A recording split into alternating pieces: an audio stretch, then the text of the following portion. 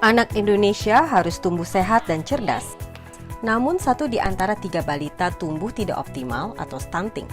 Stunting adalah kondisi gagal tumbuh pada balita akibat kekurangan gizi kronis di 1000 hari pertama kehidupan atau HPK.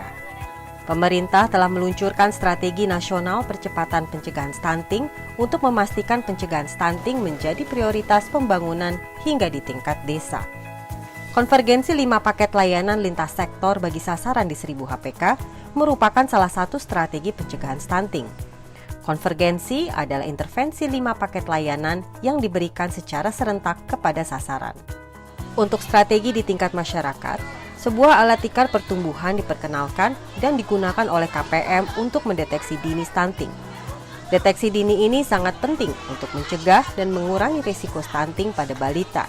Sehingga jika ditemukan balita beresiko atau teridentifikasi stunting, dapat ditangani dengan segera. Dengan deteksi sejak awal dapat pula meningkatkan pemahaman dan kesadaran tentang stunting untuk para perangkat desa, masyarakat, dan orang tua. Ayah dan ibu dapat melakukan upaya agar anak dapat tumbuh secara optimal sesuai dengan potensinya. Tikar pertumbuhan sebagai alat untuk deteksi dini untuk mengukur tinggi badan bayi dalam 1000 hari kehidupan itu kan menjadi sangat vital posisinya ketika direlasikan dengan bagaimana merencanakan kegiatan pembangunan yang ada di desa yang akan diusulkan untuk masuk ke dalam RKP desa. Masuk dulu ke dalam RKP desa, rencana kerja pemerintah desa. Nah, nanti kalau sudah masuk ke dalam dokumen RKP desa, barulah disusun penganggarannya, sumbernya dari mana, terus besarnya berapa, itulah masuk ke dalam APBD desa.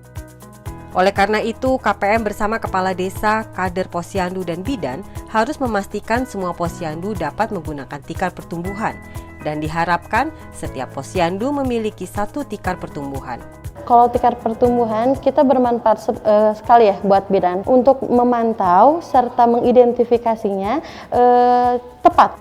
Dalam penggunaan tikar pertumbuhan, KPM, Kader, Posyandu, dan Bidan harus melakukan 4 langkah berikut. Langkah pertama adalah sosialisasi tikar pertumbuhan pada sasaran posyandu sebelum kegiatan posyandu. Sosialisasi dapat dilakukan melalui rapat desa, pertemuan keagamaan, dan kunjungan rumah. Selain sosialisasi, KPM melatih kader posyandu bagaimana cara menggunakan tikar pertumbuhan.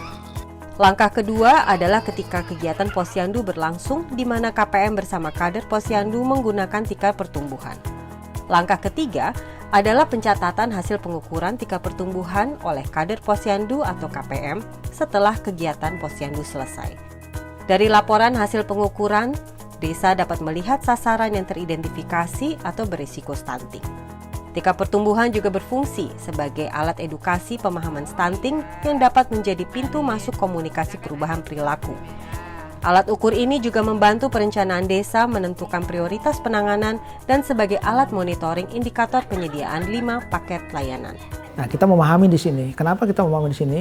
Karena pada saat anak sudah stunting, kita tidak bisa lagi memperbaiki setelah di atas 2 tahun. Nah, setelah 2 tahun, itu terjadi masa yang harus diperbaiki. Kalau yang ketemu tadi anak yang balita seperti ini.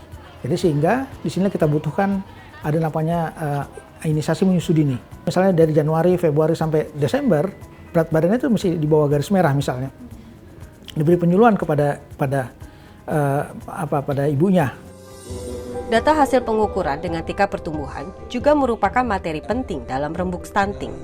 Rembuk stunting adalah pertemuan para pelaku konvergensi pencegahan stunting di desa. KPM menyampaikan hasil pendataan dan pemantauan status gizi melalui hasil tikar pertumbuhan. Dalam pertemuan ini, mereka juga menetapkan komitmen desa dalam pencegahan stunting yang kemudian dilanjutkan berkoordinasi dengan layanan teknis di tingkat kecamatan. Dalam hal ini, KPM membantu desa dalam perencanaan dan monitoring yang sesuai dengan Permendes 16 tahun 2018. Bagi kami di Pandes, pemberdayaan manusia, peningkatan kapasitas ini jauh lebih penting. Dan ternyata kita bisa meyakinkan masyarakat, meyakinkan lembaga-lembaga desa yang ada di sini. Dan kita bisa bekerja sama dengan baik bersama BPD. Sehingga di dalam penganggaran untuk pemberdayaan, untuk pembangunan manusia ini bisa disetujui dengan persentase yang cukup leluasa. Melalui peran aktif berbagai pemangku kepentingan dan inovasi seperti Tika Pertumbuhan, diharapkan percepatan pencegahan stunting dapat terwujud agar setiap anak Indonesia tumbuh sehat dan cerdas. Dengan adanya Tika Pertumbuhan kami mengetahui pertumbuhan anak dengan optimal.